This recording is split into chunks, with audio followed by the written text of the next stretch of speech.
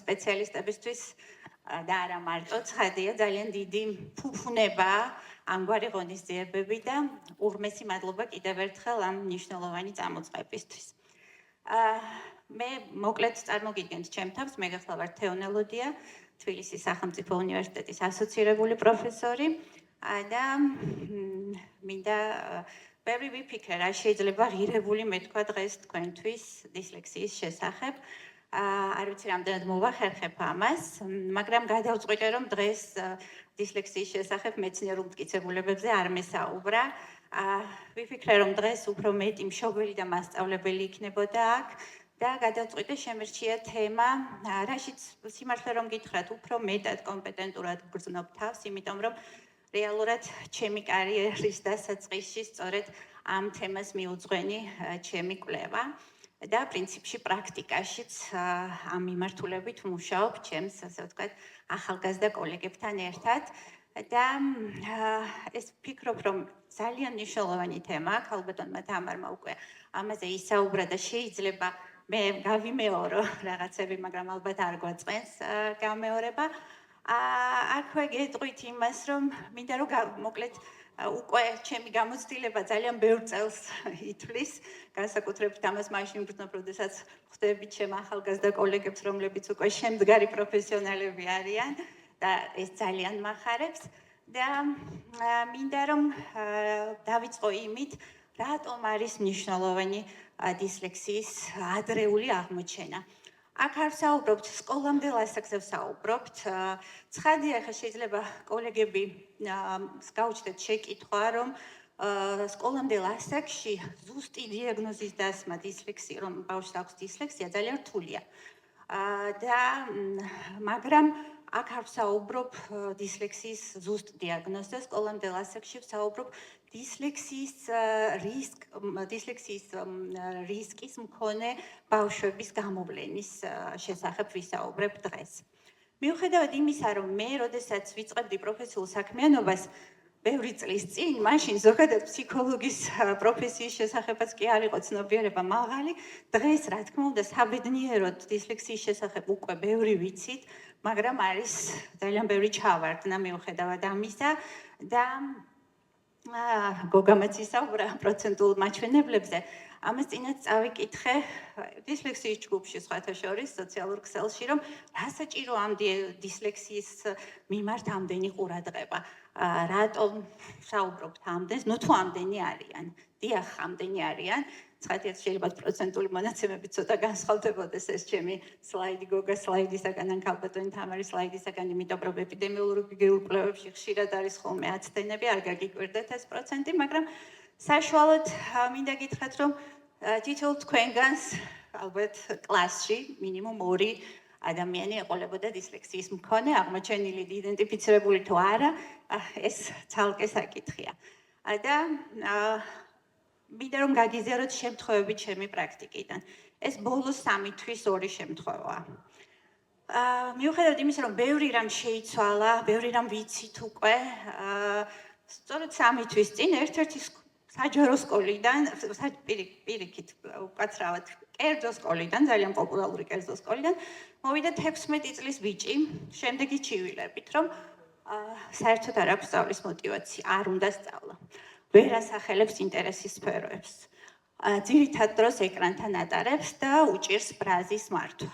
და შესაბამისად სირთულეები აქვს თანატოლებთან ურთიერთობაში. მეორე გოგონა 11 წლის უარს ამბობს სკოლაში სიარულზე, უჭირს თანატოლებთან ურთიერთობა და აქვს ბულინგის გამოცდილება. როდესაც ჩავუღრმავდით ამ თითოეულ შემთხვევას, აღმოვაჩინეთ, რომ არა იდენტიფიცირებულ დისლექსიასთან მქონდა საქმე. და სწორედ ამიტომ გადავწყვიტე, რომ დღეს თქვენთვის აი სწორედ ეს თემა შემერჩია. ვფიქრობ, ეს სურათი ძალიან კარგად აჩვენებს დისლექსიის არსს. ყველაზე უკეთეს შემთხვევაში, თუ პირველ-მეორე კლასში აღმოვაჩინეთ დისლექსია, ხილული, რასაც ვხედავთ მასწავლებლებიც, მშობლებიც, არის ის, რომ ბავშვს უჭირს ტექსტის გააზრება. უჭირს სიტყვების ამოკითხვა, უჭირს წერა, აქვს მწირი ლექსიკური მარაგი. მაგრამ არ ჩანს, ასე ვთქვათ, აისბერგის ქვედა ნაწილი, სადაც გაცილებით ბევრი პრობლემაა. და ჩემთვის, როგორც სპეციალისტისთვის, ეს დაკავებულმა თამარმაც აღნიშნა, სწორედ ეს ნაწილია უფრო მეტად საგანგაშო. როდესაც ბავშვი შედის პირველ კლასში, ეს ძალიან დიდი გამოწვევაა მისთვის და ახალ გარემოში უნდა დაიმკვიდროს თავი. უნდა დაინახოს რა შეუძლია. და ის მთავარი გამოწვევა და მთავარი ამოცანა, რისი გადაჭრაც მას უწევს, წერა-კითხვა, სწორედ ეს არ გამოსდის მას. სწორედ ამაში არის წარუმატებელი და ის იწყებს ფიქრს, რომ მე არ შემიძლია.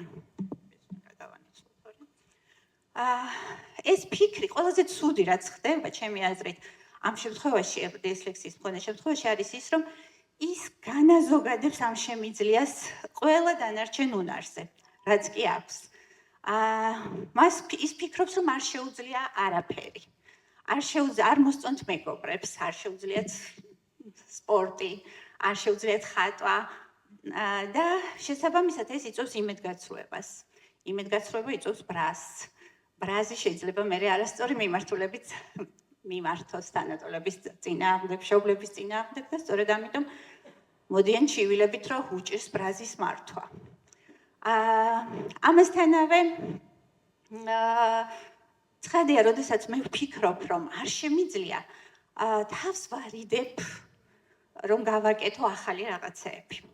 თუ არ მოვსინჯე ახალი საქმიანობები, ინტერესებიც არ ჩამომიყალიბდება. ხომ ესეა? მე ვშფოთვ, რახან ვფიქრობ, რომ არ შემიძლია, ვშფოთავ. შფოთვა იწევს ძალიან ბევრ ადამიანში, ალბათ დამეთანხმებით, თავის არიდების ტენდენციას. არ მინდა ვაკეთო ის, რაშიც დარწმუნებული არა ვარ. ვფიქრობ, რომ არ შემიძლია და არ მინდა. ამიტომ არ ვაკეთებ. ამითი საკუთარ თავს ვართმევ შესაძლებლობას განვივითარო ის უნარი, ასპარეზს ვაკლებ, ასე ვთქვათ, სადაც შემიძლია ამ უნარის განვითარება. არ მივდივარ სკოლაში, უარს ვამბობ სკოლაში სიარულზე და იქ ვერ ვსწავლობ თანატოლებთან ურთიერთობას. არ მინდა კითხვა, წიგნის დანახვა არ მინდა და შესაბამისად ვერ ვსწავლობ კითხვას და ვერ მევითარებ ამ უნარს. ხო, ეს არის მცირე ჩამონათვალი იმ ემოციური პრობლემებისა, რაც დისლექსიის მქონე ბავშვის, ასე ვთქვათ, ფსიქიკაში ხდება.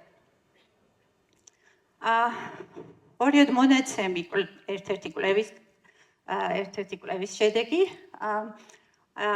სწორი მხარდაჭერის გარეშე ჩავლილი დრო ბავშვის საწინააღმდეგოდ მუშაობს. ეს არის, ვფიქრობ, ამის გააზრება ძალიან მნიშვნელოვანი. კვლევების მიხედვით ადრეული დიაგნოზი და ინტერვენცია მნიშვნელოვნად ამცირებს ფსიქიკური ჯანმრთელობის პრობლემების რისკს დისლექსიის მქონე ბავშვებში. გვიანი იდენტიფიცირებული დისლექსიის მქონე ბავშვები უფრო მეტად განიცდიან შფოთვას, დეპრესიის სიმპტომებს და თვითშეფასების პრობლემებს, ვიდრე ადრეულ ასაკში იდენტიფიცირებულები. ამასთან დაკავშირებით შეიძლება წინააღმდეგობრივ მონაცემებსაც წავაწყდეთ და აქვე ამაზეც მინდა გითხრათ. შეიძლება აღმოჩნდეს, რომ გვიან იდენტიფიცირებული დისლექსიის მქონე ადამიანები დიდად უნარებით არ განსხვავდებიან ადრე იდენტიფიცირებული დისლექსიის მქონე ადამიანებისაგან. და რატომ ხდება ეს? ეს ხდება იმიტომ, რომ ვისაც მაღალი ინტელექტი აქვს, ის თავისი კომპენსატორული მექანიზმებით ცდილობს გაუმკლავდეს იმ გამოწვევებს, რასაც სკოლას თავაზობს და ამიტომ გვიან ჩანს. გვიან აღმოვაჩენთ ხოლმე, რომ მას აქვს პრობლემები. მაგრამ ვერ ვფიქრობ, ეს შედეგი არ გვაძლევს იმაზე და ასე ვთქვათ, იმის უარყოფის უფლებას, რომ ადრეული იდენტიფიკაცია არის ძალიან მნიშვნელოვანი. აქ უბრალოდ რამდენიმე ქალბატონმა თამარმა ბევრი ისაუბრა ამ სიმპტომებზე. მე მინდა მარტივად გითხრათ, რაც ცხადია ძალიან ბევრია ის, ასე ვთქვათ, საყურადღებო ნიშანი, რაც სკოლამდელ ასაკში შეიძლება ახასიათებს დისლექსიის რისკის მქონე ბავშვს. მე უბრალოდ მინდა გაგიზიაროთ ჩემი გამოცდილებით ხშირად დაკვირვებადი ნიშნები, რომლებიც შეიძლება 3-4 წლის ასაკიდანაც კი ჩანდეს. მოდით დავიწყოთ ძალიან მოკლედ იმითი, რომ ერთ-ერთი მთავარი პრობლემა, რაც უჭირთ დისლექსიის მქონე ბავშვებს არის სხვადასხვა შეგრძნების არხით მიღებული ინფორმაციის ერთმანეთთან დაკავშირება, ხო? რა დავინახე, რა გავიგონე, ეს აუცილებლად უნდა დავაკავშირო ერთმანეთთან, რომ შევძლო ASO-ს გრაფიკული გამოსახულების ბგერასთან დაკავშირება, ხო? აი ეს უნარი ადრეულ ასაკში როგორ შეიძლება ვლინდებოდეს? მაგალითად, იმითი რომ მას უჭირს ფერების, ფორმების, სახელების დამახსოვრება. მაგალითად, უჭირს მიხვდეს მატარებლის ხმა რო ესმის. ეს მატარებლის ხმა თუ მანქანის ხმა. ხო? ხმა დააკავშიროს კონკრეტულ გამოსახულებასთან. დაიმახსოვროს თანატოლების სახელები მაგალითად. ხო? იმიტომ რომ სახე უნდა დააკავშიროს ხმოვან გამღიზიანებელთან. უჭირს რამდენიმე საფეხურიანი მითითების დამახსოვრება და შესრულება. უჭირს სიმღერების, ლექსების, რითმების დამახსოვრება. ჩემ ბავშვობაში მახსოვს ცეკვის მასწავლებლები ამოწმებდნენ ბავშვების სმენას, ესე აკაკუნებდნენ გარკვეულ რიტმს და აბა თუ გაიმეორებდი. დისლექსიის რისკის მქონე ბავშვებს უჭირთ აი ამ რიტმების გამეორება. ეს უბრალოდ ის ძალიან მარტივი ნიშნებია, რასაც შეიძლება მშობლებმა და სკოლამდელი აღზრდის დაწესებულების მასწავლებლებმა უნდა მიაქციონ ყურადღება. აქვე გეტყვით იმას, რომ ასევე ის, რომ არ უყვარს ზღაპრების მოსმენა. არ უყვარს იცით რა შეიძლება იყოს ისე, რომ ძირითად იდეებს იმახსოვრებდეს ზღაპრისა, მაგრამ დეტალების აღდგენა უჭირს. აქაც იმაზე უნდა დავფიქრდეთ ყოველთვის, რომ მაგალითად, როდესაც ბავშვი რაღაც საქმიანობას, მისი ასაკის შესაფერის საქმიანობას თავს არ იდებს, აქ იმალება სწორედ პრობლემა. რატომ არ იდებს თავს? ხო? ეს არის ძალიან მნიშვნელოვანი. ამიტომ რომ უჭირს. იმიტომ რომ არ არის დარწმუნებული გამოვვა თუ არა. და სწორედ ეს უნდა იყოს სასიგნალო ნიშანი. მაგალითად ის, რომ მაკრატლით გამოჭრა არ გამოსდის, ხატვა არ უნდა. ხშირად ვერ ხატავს ადამიანის ფიგურას და 4-5 წლის ასაკში უკვე ამას უნდა აკეთებდეს, რომ სხეულის ნაწილებით უნდა ხატავდეს ადამიანის ფიგურას შესაბამისად ფურცელზე სწორად განლაგებულს. ხო? აი ესეც არის ერთ-ერთი დამახასიათებელი. აქვე ვიტყვი იმას, რომ მაგალითად ხშირად ვსაუბრობთ იმაზე, რომ დისლექსიის მქონე ბავშვებს უჭირთ სივრცითი ნიშნებით ერთმანეთისაგან განსხვავებული ასოების ერთმანეთისაგან განსხვავება, ხო? ეს უნარი ადრეულ ასაკში როგორ შეიძლება გამოვლინდეს? ზოგადად უჭირს სივრცეში ორიენტაცია. მისი მოძრაობები ქაოსურია. ეჯახება ბევრ, ასე ვთქვათ, ნივთს. უჭირს მარჯვენა მარცხენას გარჩევა, ხო? უჭირს მაგალითად გაფერადებისას საზღვრების დაცვა. ხო. და ნუ რაც შეეხება მეტყველებასთან დაკავშირებით და ფონოლოგიურ უნარებთან დაკავშირებით ძალიან ბევრი ისაუბრა ალბათონმა თამარმა, ალბათ ხედავთ რაც გავიმეორებ, უჭირს სიტყვების სწორად გამოთქვა, განსაკუთრებით როდესაც გრძელ სიტყვებს, ახლა ბევრი ბგერისაგან შედგენილ სიტყვებზეა საუბარი, ფრაზებს და სიტყვებს ძნელად იმახსოვრებს. ძალიან უჭირს მაგალითად შეიძლება ერეოდეს ერთმანეთში მსგავსად მჟღერი სიტყვები და თანატოლებთან შედარებით ვამჩნევთ, რომ ცოტა სიტყვა იცის. წირი სიტყვათა მარაგი აქვს. და ბოლოს მინდა ვისაუბრო იმ გამოწვევებზე, რაც მიუხედავად იმისა, რომ როგორც უკვე აღნიშნე საბედნიეროდ უკვე ბევრი ცენტრი არსებობს თბილისში, სამწუხაროდ ცოტა რეგიონში. მაინც არსებობს ძალიან ბევრი პრობლემა ინფორმაციის გაზიარების თვალსაზრისით.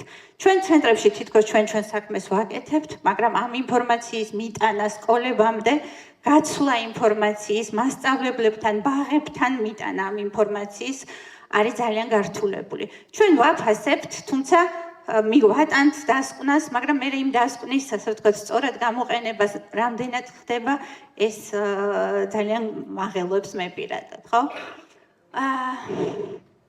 ნუ რეგიონებზე არ დავიწყებ საუბარს, იქ საერთოდ ხელმისაწვდომობა სწორ დიაგნოსტიკაზე, სწორი სპეციალისტის ნახვა ძალიან დიდი დრო გადის ამაში და დაგვიანებულ მომართვიანობას სწორედ ეს განაპირობებს.